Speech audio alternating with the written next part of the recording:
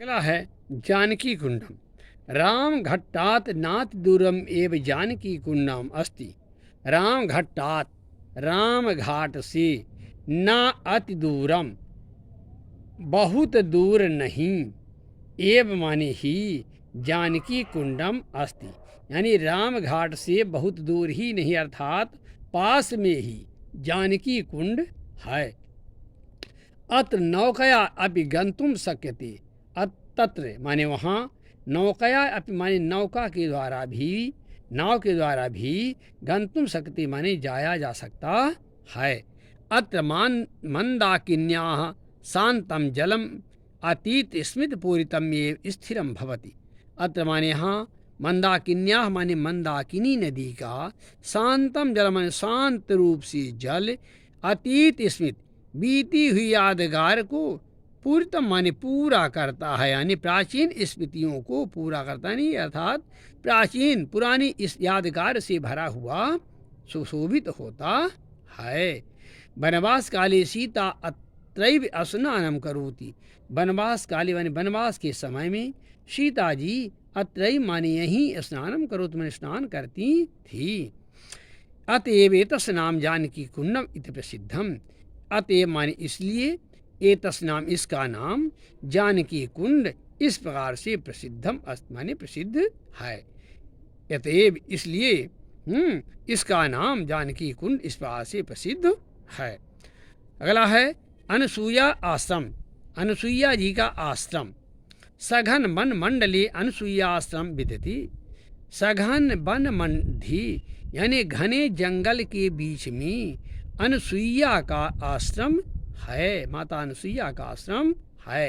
अत्र पक्षिणम कलरवः निर्झर झरझर ध्वनि शीतल वायु च मनांस रंजयंती।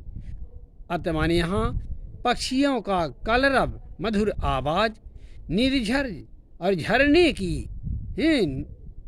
की ध्वनि, और शीतल वायु ठंडी हवा, मनांस मन को रंजत माने प्रसन्न करती है, मोहित करती है।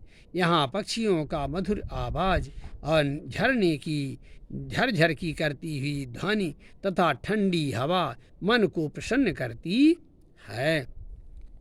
मंदाकिन्या उद्गम स्थलम एतदेव।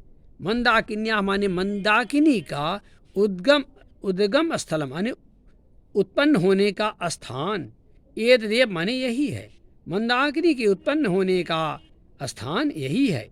अत्र ब्रह्मा विष्णु महेशात्री अनुसूयादया तपस्याम कुर्वन्।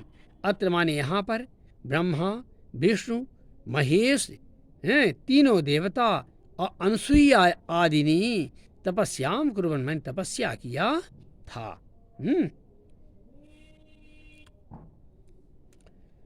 स्फटिक शिला। जानकी कुंड समीपे एक विशाला शिला दर्शनीया वर्तती। जानकी कुंड के पास में ही विशाल एक बड़ी शिला दर्शनीय वर्तनी देखने योग्य है।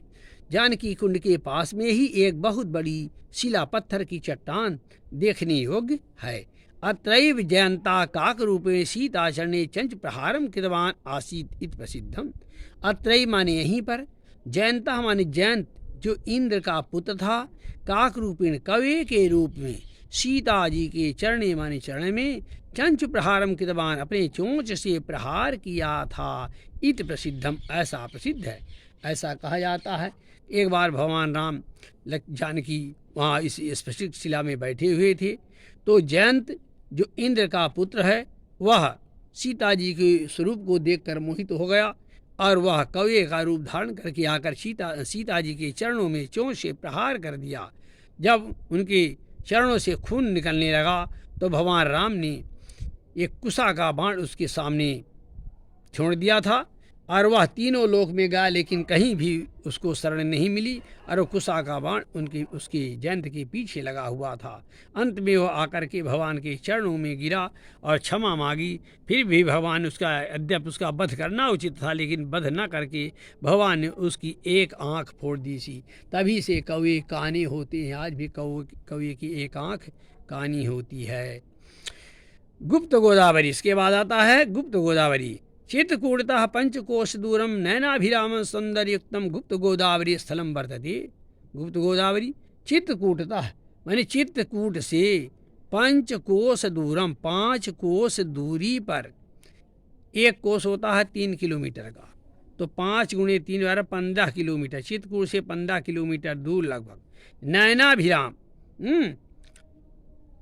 आँखों को अच्छे लगने वाला, नयनाभिराम माने आँखों को अच्छा लगने वाला, सौंदर्य युक्तम सुंदरता से परिपूर्ण गुप्त गोदावरी का स्थान है।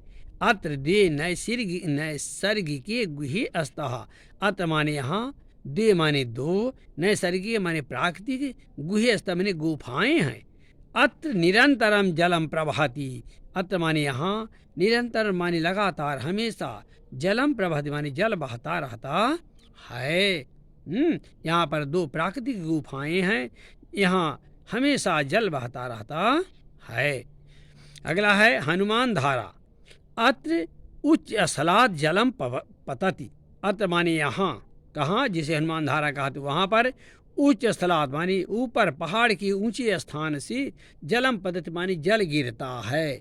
जल प्रपात अत्र खलु दृष्टव्य एव, अत्र माने यहाँ, खलु माने निश्चय ही, जल प्रपात यह जल प्रपात, दृष्टव्य माने देखने योग्य, एव माने ही, यह जल प्रपात वास्तव में निश्चित ही देखने योग्य ही है।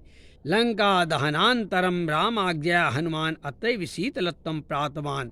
लंका दहनांतरम, लंका दहन के बाद, राम आज्ञा माने राम जी की आज्ञा से, हनुमान जी ने अतैव माने ही, शीतलत्व माने शीतलता, प्राप्त माने प्राप्त किया था। अतः एतस् नाम हनुमान धारा इति जनश्रुति, अतः माने इसलिए, एतस् नाम इसका नाम, हनुमान धारा इति प्रसिद्धम माने इस हनुमान धारा इस नाम से प्रसिद्ध है। कहा जाता है जब हनुमान जी ने लंका को जलाया था तो लंका की अग्नि की ज्वाला से उनके शरीर में जलन पैदा हो गई थी और उनका शरीर जल रहा था। जब लंका में रावण पर विजय प्राप्त करके श्री रामचंद्र जी अयोध्या आए तो उन्होंने उनके साथ में हनुमान जी भी थे और उनका शरीर जल रहा था, तो श्री रामचंद्र जी ने उन्हें आदेश दिया कि हनुमान जी इस धारा के नीचे आप बैठें, इसकी शीतलता से, इसकी जल की धारा से आपके शरीर में शीतलता आ जाएगी। और हनुमान जी ने इसी धारा में स्नान किया था जिससे जो है उनके शरीर की जलन दूर हुई थी, उनका शरीर शीतल हो गया था। ग्रामोदय विश्वविद्यालय। अत्र राष्ट्र सेवकेन नानाजी देशमुखेन ग्रामोद्धार भावनया नवीन प्रकल्प स्थापितः। अत्र माने यहाँ राष्ट्र सेवक नानाजी देशमुख के द्वारा गांवों के उद्धार की भावना से नए विचार को स्थापित किया था। नवीन प्रकल्प माने नया विचार, स्थापित माने स्थापित किया गया था। चित्रकूट ग्रामोदय विश्वविद्यालय सांप्रतम सा महात्मा गांधी महोदय विद्यालय इति नामनः। चित्रकूट ग्रामोदय विश्वविद्यालय सांप्रतम माने इस समय वह महात्मा गांधी ग्रामोदय विश्वविद्यालय के नाम से प्रसिद्ध है। अत्र प्राकृतिक चिकित्सा प्रकल्प अपि प्रवर्ति, यहाँ प्राकृतिक चिकित्सा का प्रतिष्ठान भी है। किसी अनुसंधान कार्य अत्र महती प्रगति भवन्ति। किसी अनुसंधान कार्य, कृषि अनुसंधान के कार्यों में यहाँ महती प्रगति दृष्टि, महान प्रगति उन्नति दिखाई देती है। किस अनुसंधान के कार्यों में यहाँ बहुत बड़ी महान प्रगति दिखाई देती है। इति पाठः।